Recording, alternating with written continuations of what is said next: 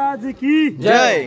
रायगड किल्ल्याच्या सर्वात अति महत्त्वाच्या जागेवरती आला. तिथे महाराजांचा शिवराज्याभिषेक 16 जून 1674 राजे छत्रपती झाले.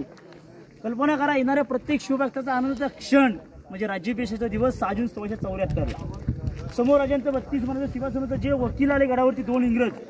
एकाचं नाव होतं इंद्रिया ऑक्झेंटर. हा गडाच्या पायथ्यापासून गडाच्या माथ्यावरती पायी चालत आला. तो या दरबारामध्ये त्यांनी रोजनिशी घेऊन आला होता आणि त्या रोजनिशीमध्ये त्या दरबाराचं तो वर्णन करतोय. तो त्या इंग्रजाला काही तर पाहायला भेटतोय की हा दरबारावरून पूर्ण पॅकबंद होता.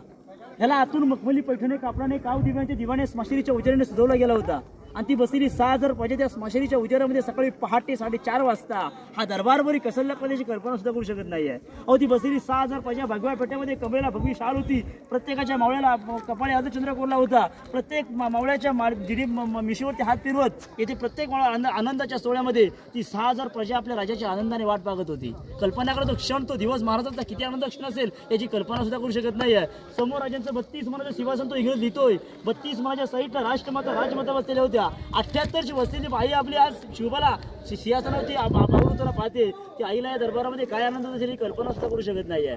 एक समोर राजांचं 32 मनाचं सिंहासन, एक म्हणजे 40 किलो 1286 सिंहासन होते. या ठिकाणी सिंहासनाच्या डाव्या साईडला राजमाता उच्च साईडला बसलेल्या होत्या. डाव्या साईडला संभाजीराजे, राजारामराजे, गागाभट्ट, काशीनाथ गागाभट्ट उपस्थित होते आणि सिंहासनाच्या उजव्या डाव्या साईडला अष्टप्रधान मंत्री उपस्थित होते. कल्पना करा, काय वैभव असेल याची कल्पना सुद्धा करू शकत नाही. 4:30 वाजता या नगरखान्यावरती नगारे सनई चौघडे बाजू लागले होते. राजे सकाळी पहाटे आनंदाच्या सोहळ्यामध्ये राजवाड्यातून उठून आपल्या स्नानगृह करून राजांनी आपला पालकपोषण पेरून कपाळावर आदरचंद्र करून राजांची मात्र मिरवणूक असलेल्या रायगड किल्ल्याच्या देवदर्शनी गेले असते. कारण की राजे कोणत्याही देवाला विसरले नव्हते. राजाने भवानी मातेला नक्की साकडं घातला असेल. राजाने आपल्या जगदीश्वराला नतमस्तक झाले असतील. शिरकाई मातेला वंदन केलं असेल आणि राजाने वाडेश्वराला नतमस्तक होऊन राजांची मिरवणूक थाटामाटाने याच नगरखान्यातून आतमध्ये आलेले असते. तेव्हा मात्र या नगरखान्यावरती सनई चौघडे नगारे वाजू लागतात. राजांसोबत सवंगडी मावळे असतायत आणि मावळ्यांसोबत राजाची मिरवणूक या सदरीवरती आलेली असते. तो इंग्रज पुढे लिहितोय की प्रत्येक मावळा उठून उभा राहिला. आपल्या राजाच्या सदरीवरती बसलेला मावळा उठून उभा राहिला आणि प्रत्येक मावळा डोक्यातील ते भगवे पेटे काढले आणि छत्रपती शिवाजी महाराजांना ते 32 मनाच्या सिंहासनाकडे मान सन्मानाने कमरेत वाकून प्रत्येक मावळा राजांना मुजरा होऊ लागला. राजे 6000 मावळ्यांचे मुजरा स्वीकारतायत. तो इंग्रज पुढे लिहितोय रोजनिशीमध्ये की राजाची चाल एका सिंहासारखी होती. राजाची नजर एका वाघासारखी होती. राजाची लटलटली नजर त्या 32 मनाच्या सिंहासनावरती गेली. एक नजर आपल्या कोपऱ्यावरती बसलेली आईवरती गेली आणि आईने आपल्या शिवबाला पाहिला आणि आईच्या डोळ्यातून फक्त आनंदाचे देखील अश्रू वाहत होते. आणि आई या दरबारामध्ये नक्की आपल्या शिवबाला म्हटले असेल, आपल्या डोक्यावरती शिवबाला हात ठेवून नक्की म्हटले असेल, अरे शिवबा बाळा, त्या शिवनेरीच्या काळ्या मातीमध्ये खेळणारं लेकरू, ते लेकरू त्या 32 मनाच्या सिंहासनावरती आज अरुढ होतंय माझं मूल. या दरबारामध्ये आईला दरबारामध्ये काय आनंद होत असेल कल्पना सुद्धा करू शकत नाहीये. तो इंग्रज पुढे लिहितो रोजनिशीवरती की राजांची नजर त्या 32 मनाच्या सिंहासनावरती गेली. एक नजर आईवरती पडली आणि एक नजर राजांच्या या दरबारापुढे पडले. पण याच सुवर्ण क्षणामध्ये त्या दरबारामध्ये राजांना काही विधवा बायका आणि काही विधवा मुलं बघायला भेटत आहेत. आता मात्र राजांचं, तो इंग्रज लिहितोय की राजांचं अंतःकरण खून आलं होतं. त्या सुवर्ण क्षणामध्ये राजांचे पायबरी का लटलट आहेत. तो इंग्रज लिहितोय की राजांच्या चेहऱ्यावरती दिसून येत होतं. दिसण्याचं कारण एवढंच होतं, राजांचं या दरबारामध्ये अंग लटण्याचं कारण एवढंच होतं की ज्या वीर मावळ्यांमुळे हे आम्ही हिंदवी स्वराज्य उभं केलं होतं.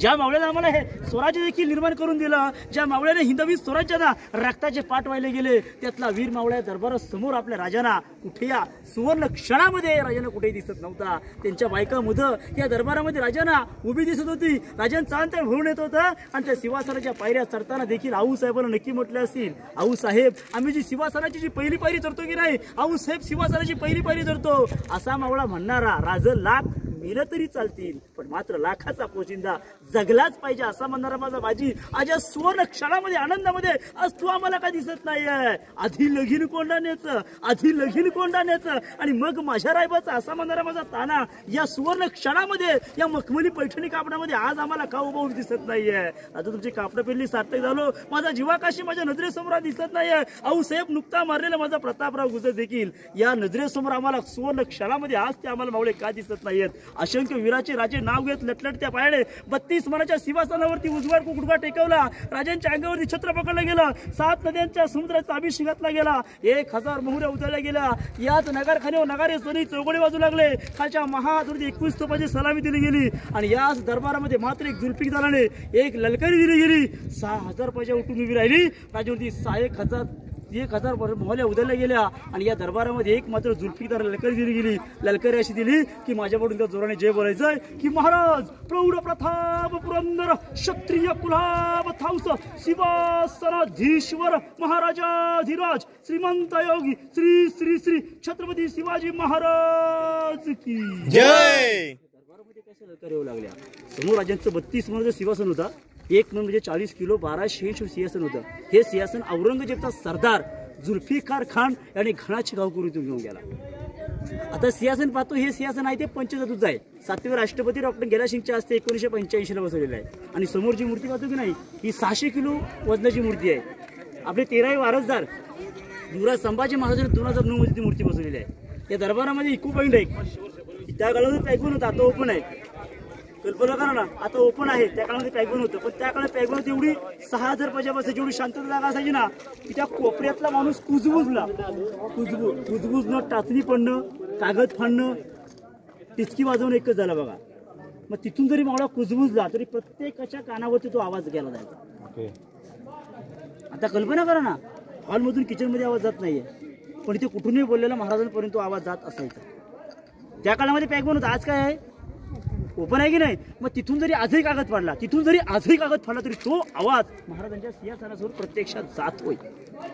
मग एवढंच आपल्याला कल्पना करायची आहे की त्या टायमाला जर पॅगवन असेल, तर आवाज येत होता. मग जर ओपन असून जर तिथून कागद फाडला आवाज येतोय, मग पॅगवन असल्यामुळे आवाज दरबारामध्ये कसा बरं येत असेल, फक्त याची कल्पना करा. आपण दाखवला असता आवाज तो, पण कसं माहिती का, आता गर्दी आहे, दिवाळीचा टाइम आहे, त्याच्यामुळे दरबारामध्ये कोणी शांत राहू शकत नाही. त्याच्यामुळे तो आवाज काही जाणकाराचं मत आहे की या समोरच्या दगडामुळे येतो. काही जाणकाराचं मत आहे की महाराजांचं भूमिपूजन दगडावर